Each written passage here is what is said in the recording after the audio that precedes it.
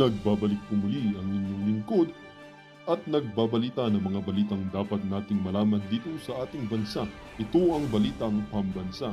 Atin ngang matutunghayan sa channel na ito kung ano ang nangyayari sa loob ng ating gobyerno at syempre tumutulong na rin sa ating mga mamamayan na malaman ang katotohanan dahil mayroon tayong karapatan na malaman ang tunay na nangyayari sa ating bansa.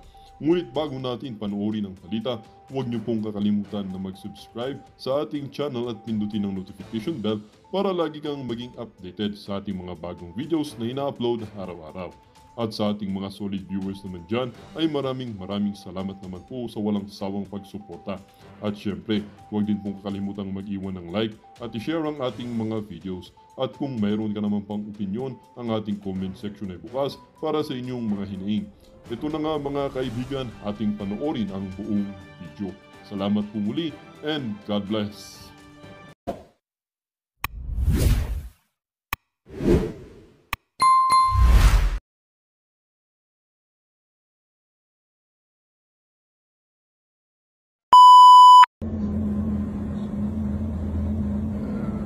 To my countrymen,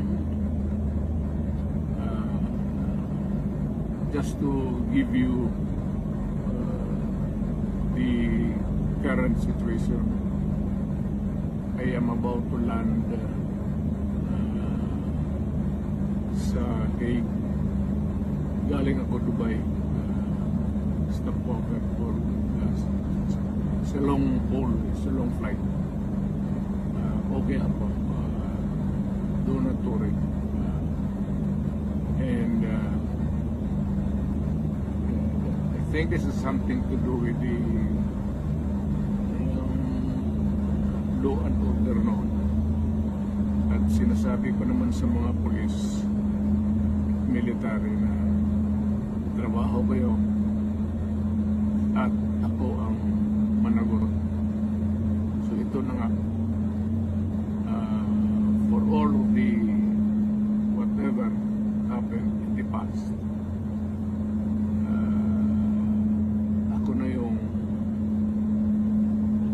nag-fraud sa ating law enforcement at military. Sinabi ko na I will protect you and ako ang managot sa lahat. Will be a long legal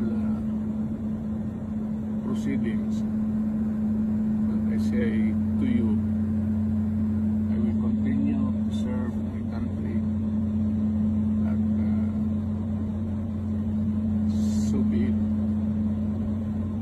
Kung ganun ang destiny ko.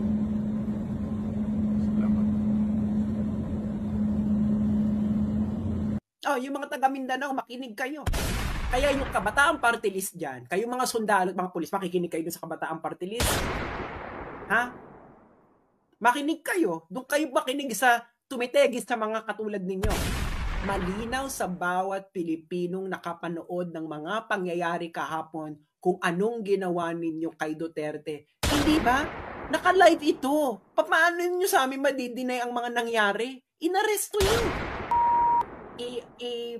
Ano nyo to i-project nyo to sa screen, manood kayong magkakapamilya. Okay?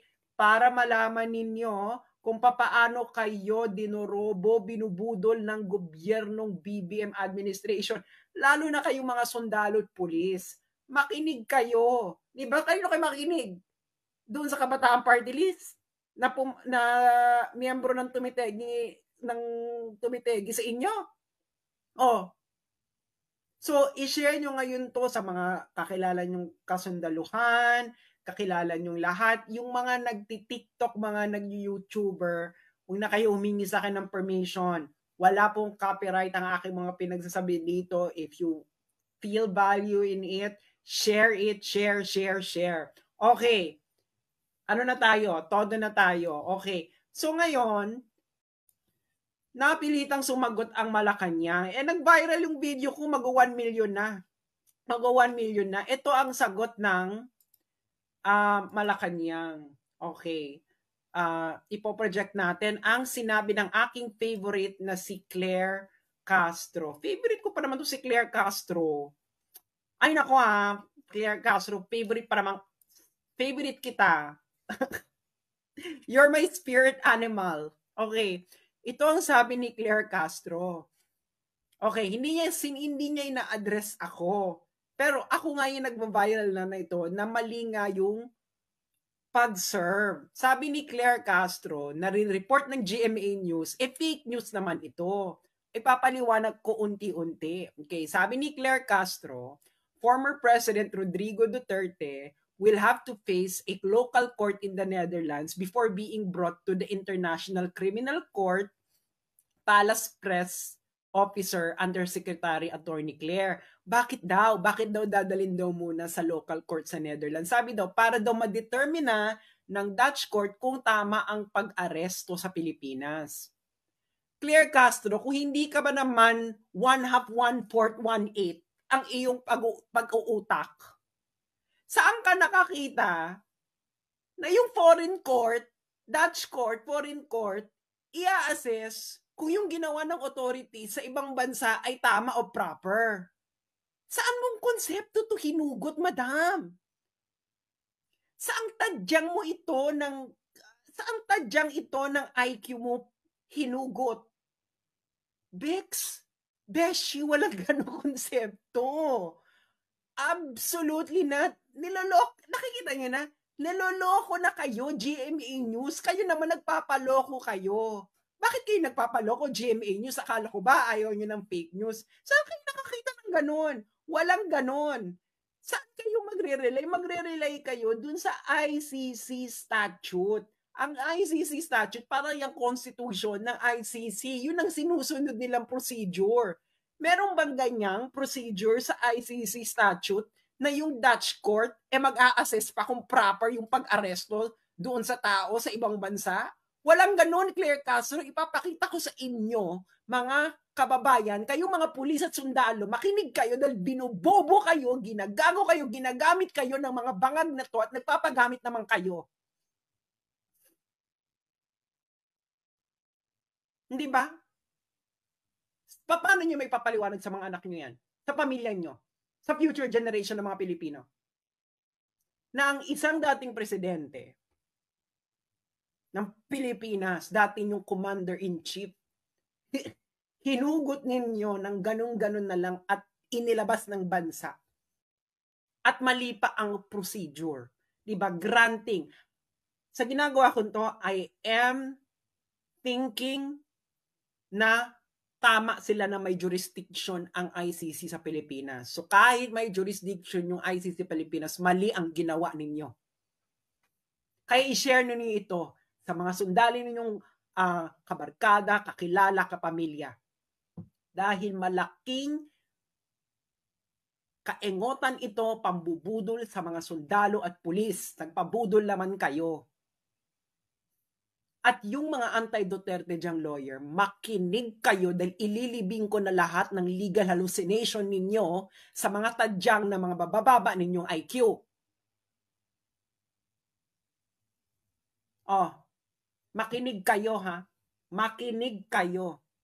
Okay. Tama ba ang sinabi ni Claire Castro na ipaprocess pa raw ng Dutch court at i-assess ng Dutch court tama ang pag-aresto? Isa itong 100% legal hallucination na I hope na because of old age, Claire Castro, at hindi dahil sa kakasinghot. Ito ang ICC statute.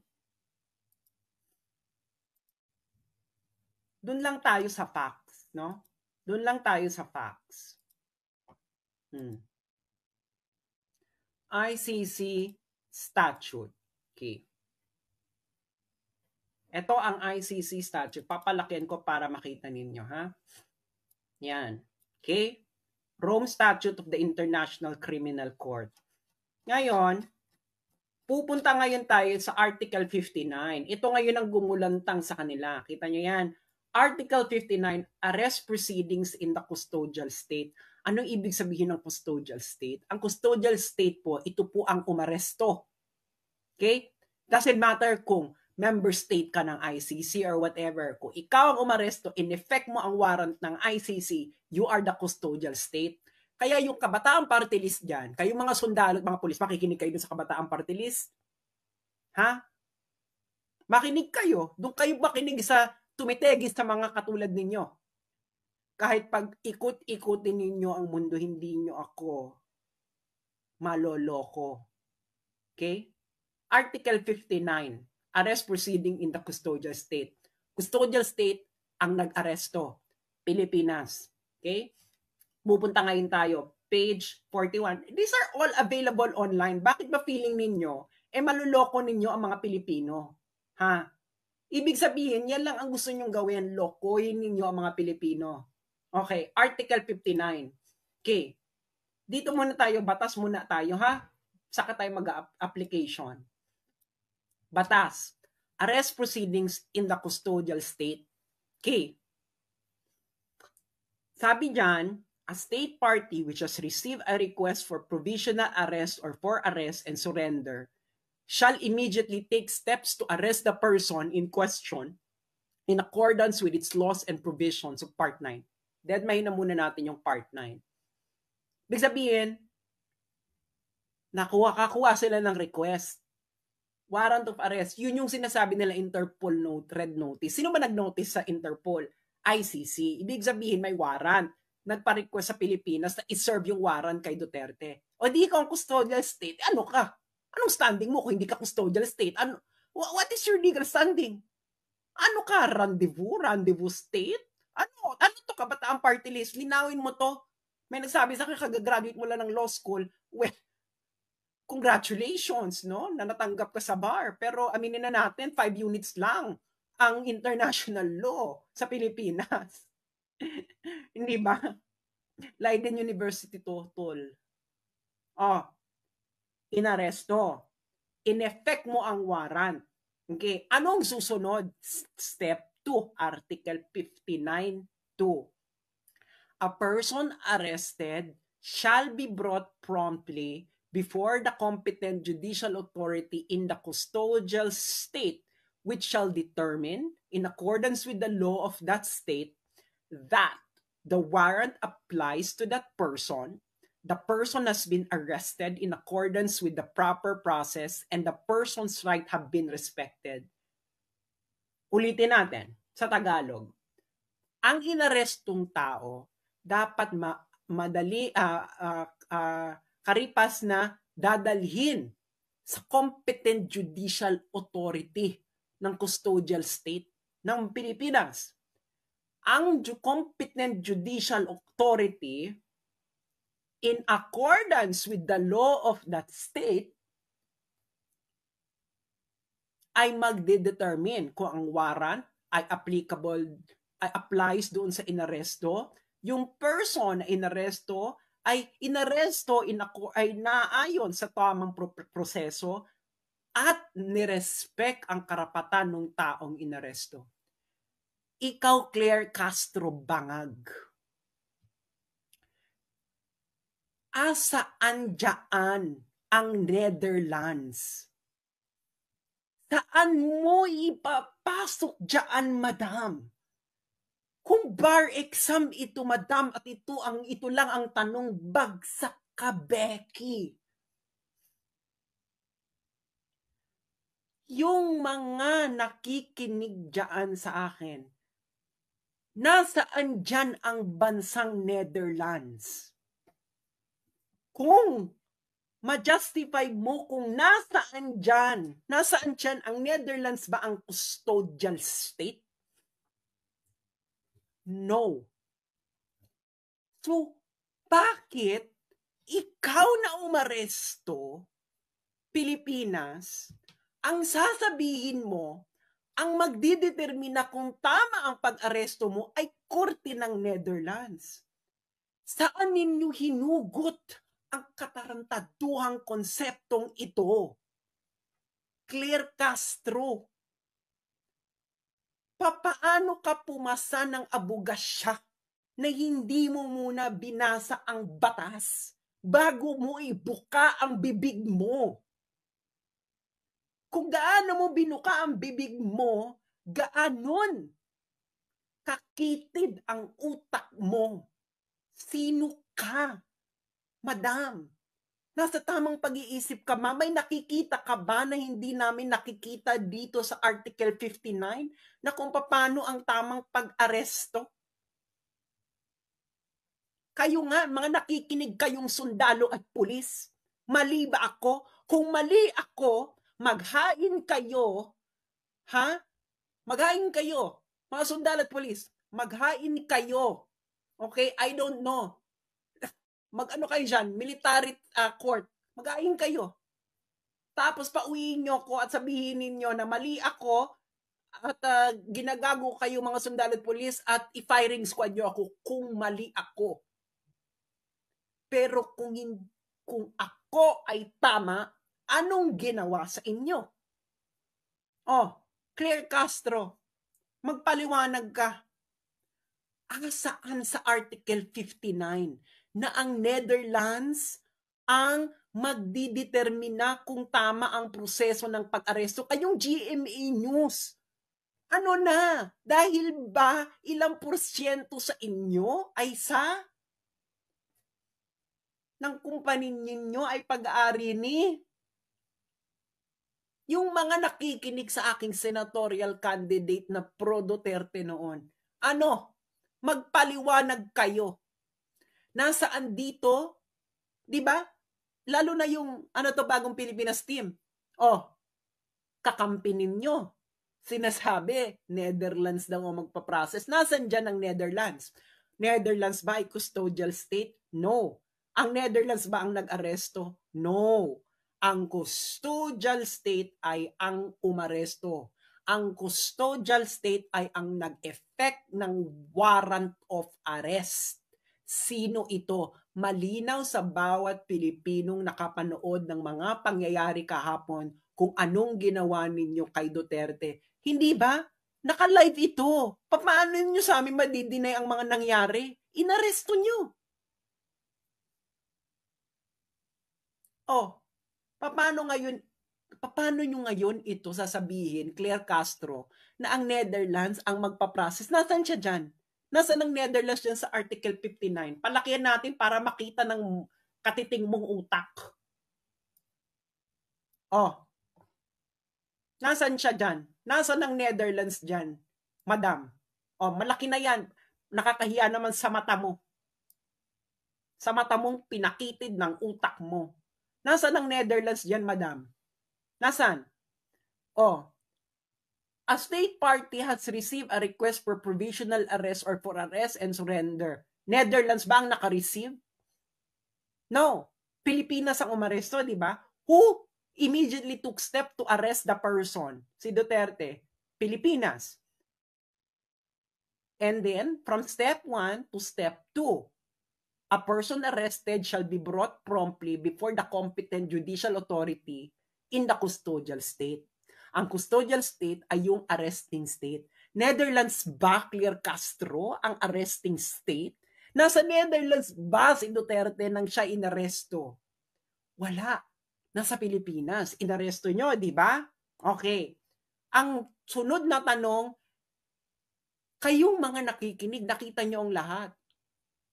Ipinresenta ba nila? Ayan ang requirement. After ng arrest, a person arrested shall be brought promptly before the competent judicial authority. Ano ibig sabihin nito? Ipipresenta nyo si Digong sa harapan ng competent judicial authority. Ginawa ba nila ito? Kayong mga sundalo at mga pulis na nakikinig sa akin, ginawa nyo to? Ginawa ito ng mga kasamahan ninyo? Sa dati ninyong commander-in-chief? Oo, hindi lang ang sagot. Napakasimple.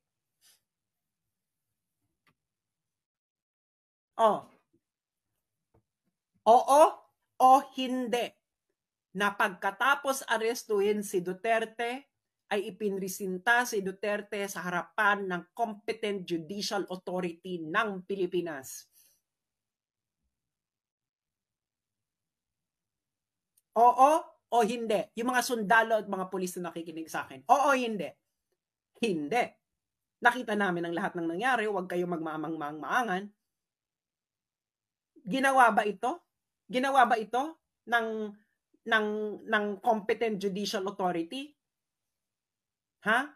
Pagkatapos ninyong iharap si Duterte, in-examine ba ng competent judicial authority pagkatapos siyang arestuhin na ang warrant ay nag-a-apply kay Duterte na nasa tamang proseso ang pag-aresto at ang karapatan ng inaresto nyo ay respected?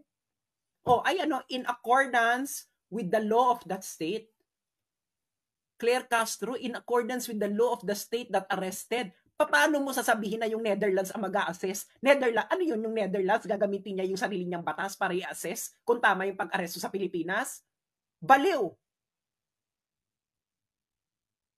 Kung bar example, ito lang ang question, bagsak ka na. Hindi ka naging abogado ngayon.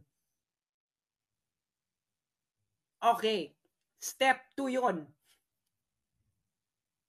Step 3.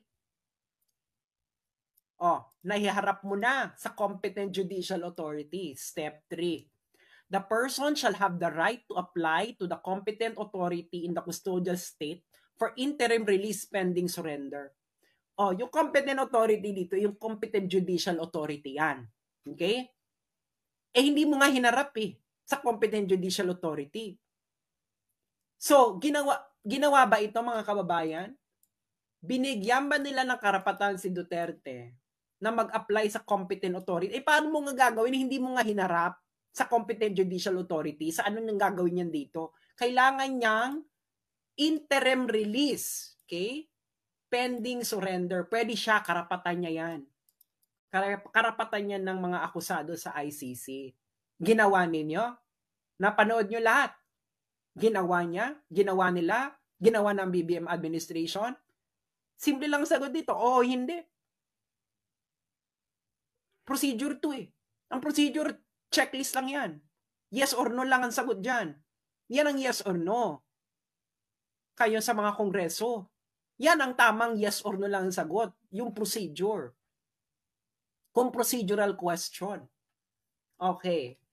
After nyan, i-review ng competent judicial authority. Ano i-review niya? Okay? I-review niya kung pwedeng bigyan ng interim release. Ngayon, yung ICC ino-notify na may request for interim release yung akusado. At yung ICC magbibigay ng recommendation kung pwede ba or hindi. Recommendation lang. Ngayon yung korte ang huling magde-decide. Okay. Sabi sa step 6, if the person is granted interim release, ibig sabihin, yung korte ng arresting state, yung Pilipinas, kung nag-grant nila, yung ICC, ang pre-trial chamber ng ICC, ay magre-request ng periodic reports ng status ng interim release. Okay. Once ordered to be surrendered, step 7, once ordered by the custodial state, the person shall be delivered to the court. The court here is the ICC as soon as possible. Okay. So, ang nangyari sa'yo, kay Duterte, step 1, arrest, biglang nag-jump sa step 7. Tama ba yon? Mga sundalo at kapulisan, tama ba yon? So, ano ang basihan mo, BBM Bangag, na ginawa mo ang step 1, inaresto mo, inignore mo ang step 2, step 3, step 4, step 5, step 6, at nag-jump ka sa step 7. Kaya ka ba bumagsak sa Oxford?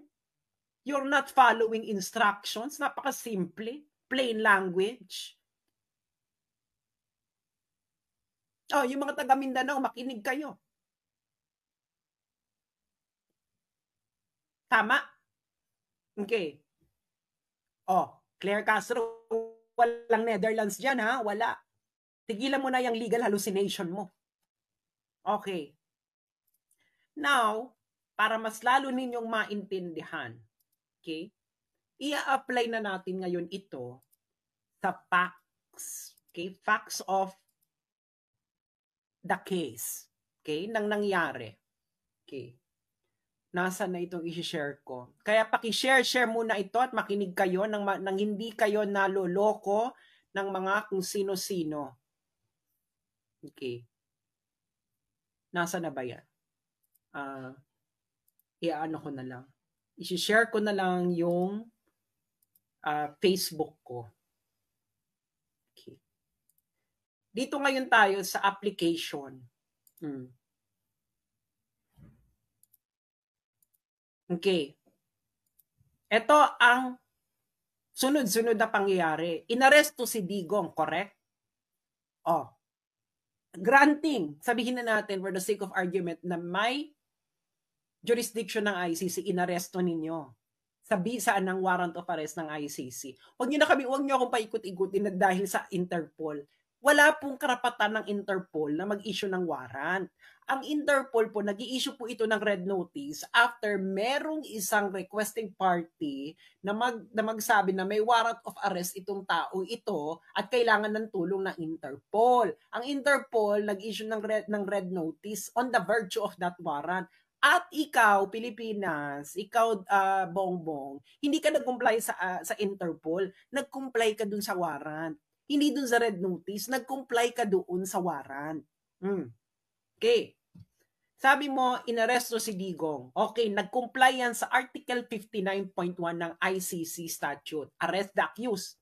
Check. Anong second step nila? Dinala sa Villamor Air Base. Anong step 2 sa ICC statute? Iharap ang akusado sa competent judicial authority ng custodial state. In other words, Pilipinas. That's Article 59.2. Okay. Nag-comply? Aba, kahit grade 5, maintindihan ko anong difference ng Villamor Air Base at competent judicial authority. Wes, wag niyo naman ka-illegal calisthenics. Ang layo naman ng Villamor. Kailan naman naging competent judicial authority ang Villamor Air Base? Yung mga sundalo at pulis. Oh, mali ba ako? Sabihin niyo sa amin, baka nagbago na. Baka nagbago na talaga ang Pilipinas. Na ang Villamor Air Base ay bigla ng competent judicial authority. Anong next step ninyo? Isinakay sa eroplano. Anong next step pagkatapos? Anong next step ayon sa batas na nanaayon sa ICC proceedings? Ang competent judicial authority susuriin ang warrant process at kung nirespeto ba ang karapatan ng accused. That's Article 59.2. Complied? No, X. Umalis ang eroplano ng Pilipinas. Yun na yung final step ninyo. Ang next step doon, ang akusado ay pwedeng humiling ng interim release sa competent judicial authority. So, ihaharap nyo muna siya, i-assess muna ng judicial competent authority lahat ng mga nangyari, and then, ang akusado ay magre-request ng interim release. Karapatan niya yun. Nasa ICC statute yun. Huwag nyo ibase sa feelings ninyo. May batas po. Nandun yung batas, may procedural law. Wala akong pakialam sa mga drama. You cannot pick and choose kung ano yung steps ninyo dito. Hindi ito dance revolution. Kahit nga dance revolution, kailangan mo mag-follow ng steps. Okay. Hindi, di ba? Ngayon, ang dami na naman nilang mga ebas. Akala nila hindi ako handa sa mga kaebasan nila, no? Sabi nila, hindi na naman member ng ICC ang Pilipinas, kaya hindi na applicable ang Article 59. Una-una, sabihin ko lang na yung mga nagsabi niyan, ang nagpapatunay na ang average IQ ng mga Pilipino ay 81.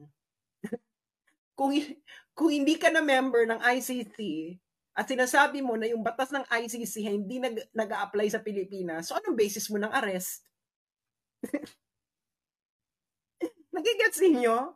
Sabi nung iba, Hindi na raw applicable ang Article 59 na binasa ko kanina sa Pilipinas dahil hindi na raw member ang ICC. Kaya daw dapat si Digong ay ilipad. Ilipad saan? So, anong basis mo na kukunin mo si Digong, ilalagay mo sa plane at ililipad mo palabas ng Pilipinas? Paki-explain. Wala, di ba? Doon pa lang, safe lang ka na. Kung hindi na member, bakit, anong basis mo na tinanggal mo si Digong? Hindi naman voluntary si Digong na sumama sa airplane. He was arrested by Torres live in front of the Filipino people. Tapos sasabihin mo, hindi inaresto? O ano yun? Ano nangyari kung hindi siya inaresto? Ano ba to, party invitation ba ang ginawa ni Torres? Meron bang party sa Netherlands? Sinabi ba ni Torres kay Duterte na, Digo, may party sa Netherlands. Ano, gusto mo may libreng aeroplano? Ganun ba nangyari? Hindi ganun ang nangyari. Oy, inaresto, you are the arresting country. So, susunod ka. Ikaw nga nag-arresting country. Okay. Ngayon, papatulan natin. Sabi daw, hindi member, hindi applicable. Okay. Ngayon, may nangyaring similar na ganito, no? Pinaliwanag ng ICC itong Article 59. Kung ano ang responsibilidad ng arresting state, kung saan inaresto yung tao. Papakita ko sa inyo yung jurisprudence. Sa jurisprudence na tayo ngayon, mga Lodin. Akala hindi yun pinagsasabi ko. Lalo na yung mga nagsasabi na huyo daw para i-discuss. Ngayon, huyo kayo ngayon. Okay. Jurisprudence na tayo, di ba? Okay. Para dun tayo sa mas exciting parts. Okay. Jurisprudence. Okay. Anong jurisprudence ito sa ICC? Ito ay ang jurisprudence ng situation in Libya in the case of the prosecutor versus Saif al-Islam versus Gaddafi. Okay? Kung natatandaan ninyo, ang Libya po ay hindi po ito member ng ICC. Ngayon, paano ngayon sila napasa ilalim sa jurisdiction ng ICC? Dahil meron po sa Rome Statute na ang UN Security Council ay pwedeng magpasa ng resolution na ire-refer nila ang isang sitwasyon sa ICC para investigahan. Kaya napasa ilalim sa jurisdiction ng ICC ang Libya kahit ang Libya ay hindi ito miyembrong bansa. May ganun pong procedure. Okay. Ngayon, i-search nyo to. Number ICC 0111-0111, date April 4, 2012. Okay. Dapat yung may date kasi lahat ng references nila ito dito sa kasong ito. And then, hanapin nyo ito April 4, 2012. Okay. Ngayon, sa paragraph 19, ngayon, yung ICC, sinabi niya may jurisdiction sa Pilipinas, kahit nag-withdraw na ang Pilipinas, therefore, ang jurisdiction ng ICC flows from its own interpretation of its jurisdiction. Ano? Libya ito, Libya. Nakikita nyo, kailangan daw si Mr. Gaddafi ay ibigay lahat ng procedure described in Article 59. Ano yung Article 59? Uulitin ko mga sundalo at mga pulis. Okay? Na nakikinig sa akin. Kung gusto nyong magpaloko pa sa gobyernong ito, gawin ninyo, pero may mga taong matagal nang gising. Ito ang procedures ng Article 59. Arrest the accused. Article 59.2, iharap ang akusado sa competent judicial authority ng custodial state. Ang competent judicial authority susuriin ang warat, process at kung nirespeto ba ang karapatan ng accused. At ang pinakahuli, ang akusado ay pwedeng humiling ng interim release sa competent judicial authority. All these processes will happen where?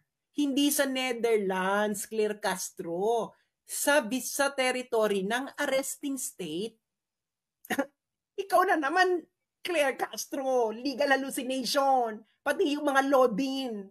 na iba. Legal hallucination. Plain language. Hindi ka po pwede mag-legal calisthenics kung plain language ang batas. Magli-legal calisthenics ka lang kung may ambiguity. Hindi ba? Actually, hindi rin. Yung mga law school, bago kayo magturo na international law, ituro nyo muna ang VCLT, ang Vienna Convention on the Law of Treaty Interpretation. Dahil bago kayo magbasa ng international law, which are treaties, dapat alam nila kung paano magbasa ng treaty, which is based on another treaty, which is the VCLT. Naalala ko dati isa kong friend, no, law student. Buti nakapasisyon ng bar. Congratulations, girl. Tinatanong niya ako sa UCLOS. Ang tinanong ko kasi nga, subject daw sa international law subject nila, 5 units lang naman yun. Tinanong ko siya, tinuro ba sa inyo muna yung VCLT? Tinanong ako nung friend ko at magandang eskwelahan to ng law. Sabi niya, hindi. Sabi ko, paano ka mag-i-interpret ng treaty kung hindi mo muna pag-aaralan yung VCLT? Foundational yun. Naiyan sila yung kalidad ng mga to. Pag tinanong mo, hindi alam ang VCLT, Bex, wala na yan. That's actually, VCLT was discussed during my first day ng international law class ko sa Leiden University. No kidding, first day. Because you cannot proceed with understanding international law without understanding first VCLT. Okay, di ba? Hindi nyo sinunod. Ano sinusunod nyong batas? Di ba? So ngayon, okay. Ngayon meron namang umeksena. Alam niyo naman marami eksena. Handa na nga ako sa lahat ng eksena. So, pero ipapakita ko yung eksena. May nag-report lang naman sa akin ng may umeksena. Okay. Hindi na, wag niyo siyang bebenggahin Pero kasi siya yung nag-report ng eksena. Okay. Share natin. Tayo naman, handa ako, Day. Hindi ako sumusulong sa isang okay, ito yung nireport niya. Sabi niya, merong same case si John Pierre Bemba, 2008, transferred din siya sa Netherlands by Belgium authorities without judicial review. Wala daw judicial review si John Pierre Bemba. Okay, bibigyan ko kayo ng background kay John Pierre Bemba. Si John Pierre Bemba ay Congolese authority. Paano na rin siya napasakop sa jurisdiction ng ICC, UN Security Council resolution din. Yang kay Bemba. Okay. UN Security Council resolution ba yung kay Bemba? I-fact check nyo ako. Okay. Now, ngayon, asa na ba ito, ko ni Bemba? Okay. Ngayon, itong mga to, wala daw judicial review yung kay Bemba. Inarrest kasi si Bemba nasa Belgium. Si Belgium, inaresto siya. Sabi dito na nag-comment, siguro napulot niya sa mga nagre-rebat sa akin, wala daw judicial review. Kaya, nag-proceed daw ang case because ICC daw prioritize justice over procedural technicalities. Kaya siya nag-proceed kasi nga lahat ng procedural technicalities sinunod ng Belgium. Bibigyan ko sa inyo ng evidence. Hanapin ko Alam ko, hello? Nag-aral ako international law. Saan ba ako nag-aral ng international law? Sa The Hague. Ay, nako. Hanapin ko to kay Bemba. Bemba. Para makita nyo, ano lang tayo, facts. Diba? Doon lang tayo sa facts. Huwag tayo sa mga legal hallucination. Diba? Bakit naman kasi kayo magli-legal hallucinate? May jurisprudence. May batas. So, bakit kailangan ng legal calisthenics? Kailangan magpo-proceed ko muna ng what is the letter of the law and then jurisprudence. Ngayon, if these two don't suffice, then ka na mag-legal calisthenics. Siya ka na mag-creative interpretation of the law. Otherwise, matatalo yung kliyente mo, be. Tanungin niyo sa mga abogado, Pag yung abogado nyo nagki-creative interpretation, talo ka. Malaking chance mo matatalo ka unless yung creative interpretation niya talaga very plausible. Okay? Okay. Kay Bemba ngayon tayo. Bemba. Okay. Si Bemba, wala daw judicial review. Kailangan nating sampalin ng katotohanan tong mga taong ito, no? Dahil pinagluloko nila ang mga Pilipino. Simple. Pinagluloko ninyo ang mga Pilipino. Pinagloko ninyo ang mga sundalo, niloko ninyo mga sundalo, niloko ninyo mga police. You let them arrest their former commander-in-chief, beloved president of a lot of Filipinos, the first president from Mindanao, nang hindi naaayon sa batas. Okay. Kay Bemba ngayon tayo. Bemba. Okay. That's Article 59, compliance. Okay. Dito ngayon tayo kay asa na si ay, si Bemba et al. Nakakaloka yung pangalan ni Bemba, no? Bemba et al. Okay. Asa ka na Bemba? Asa na? Okay. Decisions. Article 59. Alam nyo, kayong mga nagpapakalat ng mga legal hallucination, makinig kayo. Okay. Ang nakikita nyo ngayon, ito ay ICC 01-05-0108, June 23, 2008. Situation in the Central African Republic, the prosecutor versus Bemba Gombo. Okay. Ano to? Tungkol saan to? Recommendations to the Chamber French. Wag na tayo Chamber de blah blah blah Brussels Court of Appeal pursuant to Article 59 of the Rome Statute. Ano ibig sabihin nito, friends? Ito yung mga gustong maghanap, ha? Ayan, ito ang hanapin ninyo. Yan. ICC 01-05-0108, June 23, 2008. Yung mga abogado, makinig kayo. Ano to? Okay? Saan galing ito? Saan, anong pagdidesisyon nila? Recommendation nila doon sa Belgian Court, sa Brussels Court of Appeal. Brussels Court of Appeal, labe! Bakit ngayon sila nag-recommend sa Brussels Court of Appeal? Kasi nga may judicial review, mga best. Hindi ba sinabi ko na sa inyo, may step? Ano yung isang step? Ipapakita ko ba yung step? Ipapakita ko yung step para yung mga yung may legal hallucination, okay? Para yung may legal hallucination, para maka-follow. Para naman maka-follow yung mga nagli-legal hallucination, di ba? Mamaya ka na ta. So pakita ko ng step to dun sa Article 59. Anong step yan?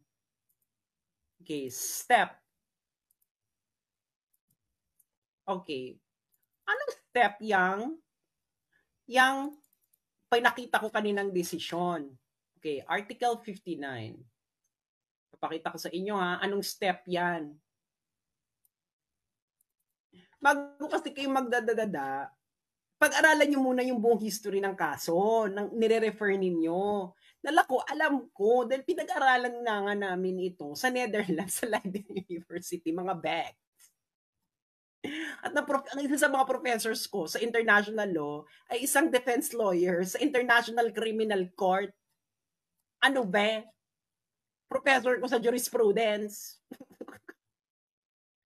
Hindi lang basta jurisprudence, international legal jurisprudence.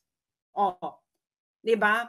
So, itong Article 59, nakita nyo yon, di ba? In pursuant of Article 59. So, step 1, inarrest no ng Belgium kasi nga may warrant of arrest.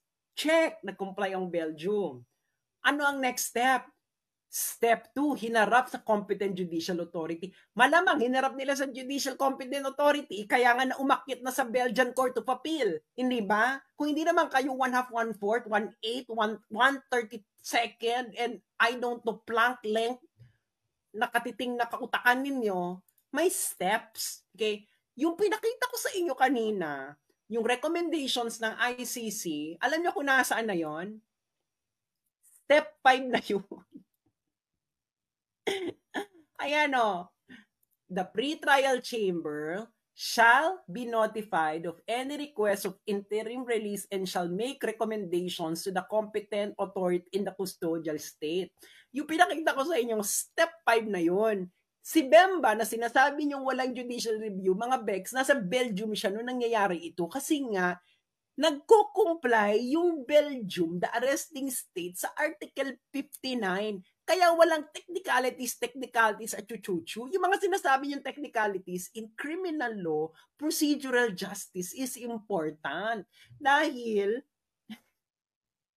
nakalagay mismo sa Rome Statutes, the rights of the accused will be respected all throughout the proceedings. Ibig sabihin, from the moment that you arrest hanggang ma-convict yan, the rights of the accused will be respected. The right ni Duterte, the life, liberty, and property of Duterte will only be subject to whatever after conviction. Hanggang ngayon, Duterte is innocent until proven guilty beyond reasonable doubt. Oh, di ba? Step 5. Okay, step 5 na itong pinakita ko sa inyo. Di ba? Step 5 na nga. Oh. Step 5 na yung kay Bemba. Kasi nga, ayan, recommendations to the Brussels Court of Appeal pursuant to Article 59 of the Rome Statute. Pursuant to Article 59 of the Rome Statute, na nandyan ang judicial review sa arresting state. So saan nyo na naman ninugot yung pinagsasabi ninyo na yung Belgium ay walang judicial review kay Bemba bago siya isurrender sa ICC? Ano na naman itong mga tinitira ninyo? Pentel pen ba ito?